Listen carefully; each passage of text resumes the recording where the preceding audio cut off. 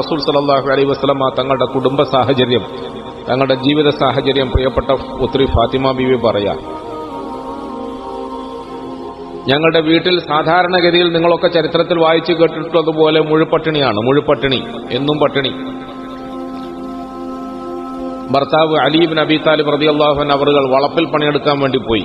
സാധാരണ ബായിക്കോട്ടും കൂമ്പയും മമ്മട്ടിയും ഒക്കെ എടുത്ത് തോളിൽ വെച്ചുകൊണ്ട് പണിയുണ്ടോ എന്ന് അന്വേഷിച്ച് ജൂത നസാറാക്കളുടെ ഒക്കെ വീടുകളിലും തോട്ടങ്ങളിലും പോയി പണിയെടുത്തിട്ട് അന്നത്തെ ദിവസം ചില്ലറ വേതനം കിട്ടി. അത് കൊണ്ടുവന്ന് മാവ് വാങ്ങി അത് കുഴച്ച് റൊട്ടി ഉണ്ടാക്കാൻ ശ്രമിച്ചപ്പോൾ അതിൽ നിന്ന് 4 റൊട്ടി ഉണ്ടായി.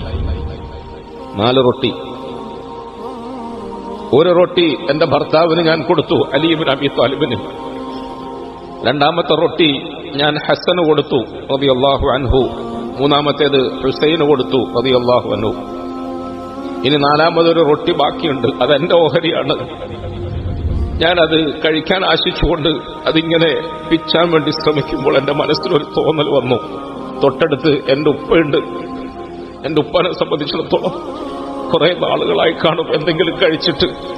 അതുകൊണ്ട് മകളുടെ സ്നേഹാധിക്യത്താൽ ഉപ്പയുടെ വിശപ്പിനെ കുറിച്ച് ഓർത്തപ്പോൾ വേഗം ആ റൊട്ടി കയ്യിൽ ഒളിപ്പിച്ചു വെച്ചുകൊണ്ട് ആരും അറിയാതെ തൊട്ടരികിലുള്ള എന്റെ പ്രിയപ്പെട്ട ഉപ്പയുടെ കൂടലിന്റെ അരികിലേക്ക് ഞാൻ പോയി. ഞാൻ ആ സമയത്ത് കടന്നു വന്നപ്പോൾ എന്നോട് ഫാത്തിമ മോളെ, എന്താ ഈ നേരത്ത് നീ വന്നതെന്ന് ചോദിച്ചു. ഞാൻ ഒരു റൊട്ടി ആരും കാണാതെ കയ്യിൽ ഒളിപ്പിച്ചുകൊണ്ട് എന്റെ വാപ്പാക്ക് കൊടുക്കാൻ വന്നതാണ്. ഞാൻ പറഞ്ഞു, യാ റസൂലല്ലാഹ് സ്വല്ലല്ലാഹു അലൈഹി വസല്ലം, ഇന്ന് ഞങ്ങളുടെ വീട്ടിൽ അലി ഇബ്നു അബീ താലിബ് ചില്ലറ മാവ് കൊണ്ടുവന്നു. അത് റൊട്ടിയാക്കിയപ്പോൾ 4 റൊട്ടി കിട്ടി. അതിൽ നിന്നും ഒന്ന് ഞാൻ അലിക്ക് കൊടുത്തു, ഒന്ന് ഹസന് കൊടുത്തു, ഒന്ന് ഹുസൈന് കൊടുത്തു. അവസാനം എന്റെ ഓഹരി ഞാൻ തിന്നാൻ പോകുമ്പോൾ എനിക്കൊരു തോന്നൽ വന്നു, എന്റെ വാപ്പ കുറെ ദിവസമായി കാണും എന്തെങ്കിലും കഴിച്ചിട്ട്, അതുകൊണ്ട് അങ്ങേക്ക് തരാതെ തിന്നാൻ എനിക്ക് തോന്നിയില്ല. റസൂലുള്ളാഹി സ്വല്ലല്ലാഹു അലൈഹി വസല്ലം. പ്രിയപ്പെട്ടവരെ, നമ്മൾ ആലോചിക്കുക, 1400 ചില്ലറ വർഷത്തിന് ശേഷം ഞാനിത് പറയുമ്പോൾ എനിക്ക് എന്റെ കരച്ചിൽ നിയന്ത്രിക്കാൻ കഴിയുന്നില്ല. മുസ്ലിമീങ്ങളായ നമ്മളിത് കേൾക്കുമ്പോൾ നമുക്ക് കരച്ചിൽ നിയന്ത്രിക്കാൻ കഴിയുന്നില്ല. അങ്ങനെയാണെങ്കിൽ സാക്ഷാൽ ഞാൻ സ്നേഹിക്കുന്ന എന്റെ പ്രിയപ്പെട്ട പുത്രി എന്റെ മുമ്പിൽ ഇന്ന് ഇരുന്നുകൊണ്ട് ഇങ്ങനെ ഒരു അവസ്ഥ പറയുമ്പോൾ ആ വാപ്പയുടെ മനസ്സ് എങ്ങനെ താങ്ങും? പ്രിയപ്പെട്ടവർ, എങ്ങനെ സഹിക്കും? മകള് ഇത്രയും ദുഃഖകരമായ സ്നേഹ സമ്മാനം തങ്ങളുടെ മുമ്പിൽ സമർപ്പിച്ചപ്പോൾ റസൂൽ സല്ലല്ലാഹു അലൈഹി വസല്ലം തങ്ങൾ മകൾക്ക് വിഷമം വരാതിരിക്കാൻ വേണ്ടി കണ്ണുനീര് കാണിക്കാതെ, ദുഃഖം കാണിക്കാതെ, സ്നേഹം പ്രകടിപ്പിച്ചുകൊണ്ട് ആ റൊട്ടിങ്ങി വാങ്ങി.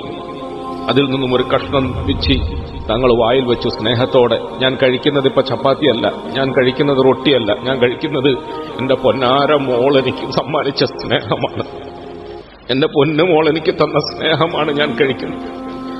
ആ റൊട്ടി തങ്ങൾ വായിൽ വെച്ചിട്ട് നബിതങ്ങൾക്ക് പെട്ടെന്ന് നിയന്ത്രണം വിട്ടതുപോലെ, മോളെ ഫാത്തിമ, വല്ലദി നഫ്സു മുഹമ്മദിൻ ബിയദിഹി, ഹദീസ് ഇബ്നു ഉമർ റളിയല്ലാഹു അൻഹു അവരുടെ റിവായത്ത് ചെയ്യുന്ന ഹദീസാണ്. മോളെ ഫാത്തിമ, നിന്റെ വാപ്പ മുഹമ്മദിന്റെ ആത്മാവ് ഏതൊരു അള്ളാഹുവിന്റെ പിടിയിലാണോ, ആ അള്ളാഹുവിൽ സത്യം ചെയ്തുകൊണ്ട് മോളെ ഞാൻ പറയട്ടെ, നിന്റെ വാപ്പയുടെ വായിലേക്ക് 3 ദിവസത്തിന് ശേഷം ആദ്യമായി കടന്നു പോകുന്ന ആഹാരമാണ്, അന്നമാണിത്. നിന്റെ വാപ്പ എന്തെങ്കിലും വായിൽ വെച്ചിട്ട് 3 ദിവസമായി. മദീനത്തെ കിടീരം വെക്കാത്ത രാജാവ്, അഷ്റഫുൽ ഖൽഖായ താഹ റസൂൽ സല്ലല്ലാഹു അലൈഹി വസല്ലമ തങ്ങൾ 3 ദിവസമായി മുഴുപട്ടിണിയിലാണ്. നാട്ടുകാരറിഞ്ഞില്ല, പരിസരവാസികൾ അറിഞ്ഞില്ല. തങ്ങൾ അങ്ങേയറ്റം സ്നേഹിക്കുന്ന തങ്ങളുടെ പ്രിയപ്പെട്ട സഹാബാക്കളോടൊന്നും തങ്ങൾ ആവലാതി പറഞ്ഞില്ല, വേദന പറഞ്ഞില്ല, വിഷമം പറഞ്ഞില്ല.